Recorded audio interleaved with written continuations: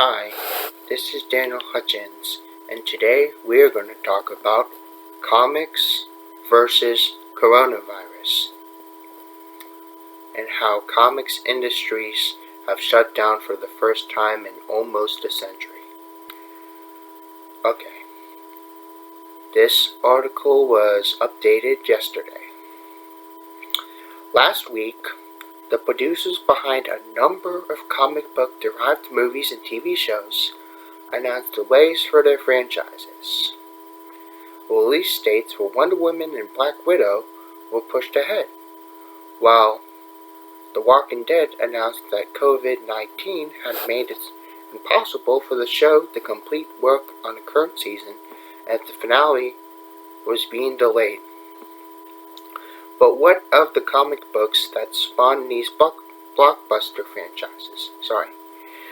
On March 23rd, CEO of Diamond Comic Distributors announced the closing of distribution system that holds a near monopoly on the circulation of comic books in North America. He cited a number of problems related to the COVID-19 pandemic. Comic retailers can't service customers, publishing partners are having supply chain issues, and shipping is delayed. He wrote, his only logical conclusion is to cease the distribution of new weekly product until there is greater clarity on the progress made toward stemming the spread of this disease. New Comic Day has occurred every Wednesday since the creation of direct market in the 1970s, as die-hard fans rush to buy new books before spoilers pop up online.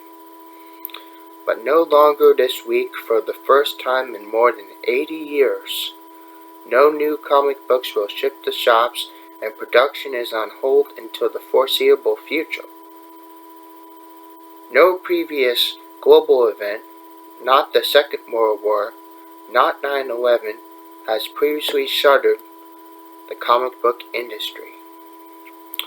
To understand how this single decision could transform the operations of comic book publishers owned by Disney, Marvel Comics, and AT&T, DC Comics, among dozens of others, as well as comic production, consumption, and culture, one needs to understand how the status of a comic book has shifted over the past century.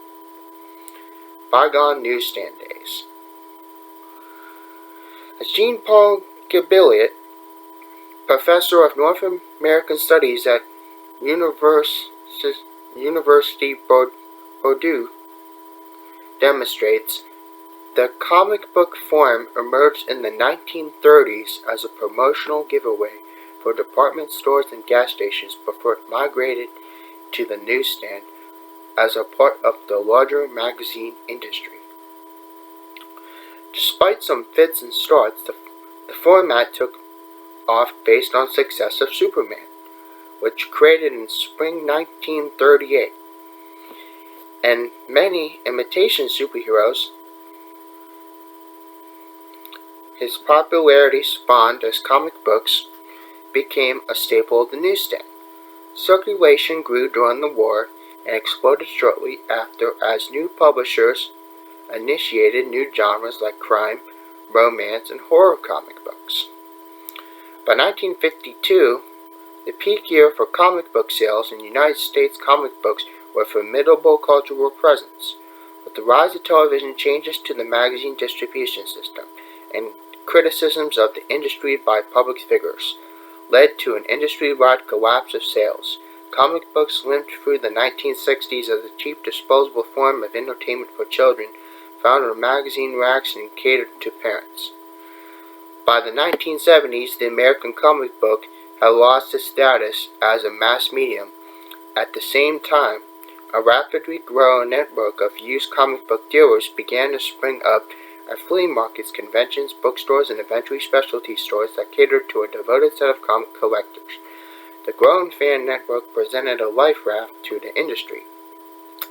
1970 Turning Point. The turning point, as American writer and reporter Dan Girino points out, that the history of comic book stores came in 1972. when a convention organizer named Phil Seuling convinced the major publishers to wholesale new issues to him on a non-returnable basis. This appealed to the publishers who were accustomed to routinely overprinting comic books by the hundreds of thousands to supply the inefficient system of mom-and-pop corner stores that retailed their work. Seuling's model shifted risk from the publisher to the retailer who ordered product on a non-returnable basis, but it facilitated the growth of a network of thousands of comic book shops across North America. For more than 2 decades, comic book shops were supplied by a network of regional wholesale distributors that served specific geographic regions based on the location of their warehouses. This changed at the end of 1994 when Marvel Comics bought Hero World, the third largest distributor. Marvel meets Diamond. American writer Sean Howe's History of Marvel Comics details how in July 1995 the company made their new subsidiary the exclusive supplier of their market-leading product, reducing income at the other distributors by a third. A scramble issued with Jeff Bezos, Diamond securing the rights to DC Comics and Image Comics, the next 2 largest publishers after Marvel. Other publishers quickly fell in line, signing exclusive deals with Diamond and bankrupting the original distributors. When Hero World proved incapable of supporting Marvel's needs, the company folded in 1996, and Marvel joined forces with Diamond, the only other distributor still standing that same year. The Bill Clinton government began investigating Diamond as a monopoly, but the government dismissed the case in 2000, finding the new company was not monopolistic because comic books were only a small part of the overall publishing industry. The situation remained largely unchanged for more than 20 years. Diamond is the exclusive dealer of comic books to the network of thousands of comic book stores who have continued to order on a non-returnable basis until now. Pencils down.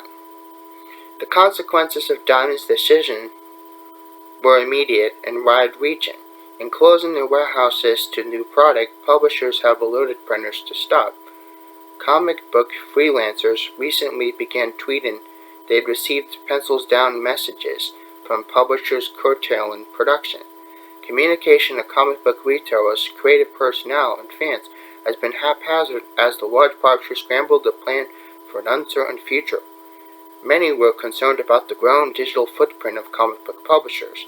Since 2011, most comic books have been released to comic book stores in electronic format to consumers through platforms like Comixology, a subsidiary of Amazon, on the same day.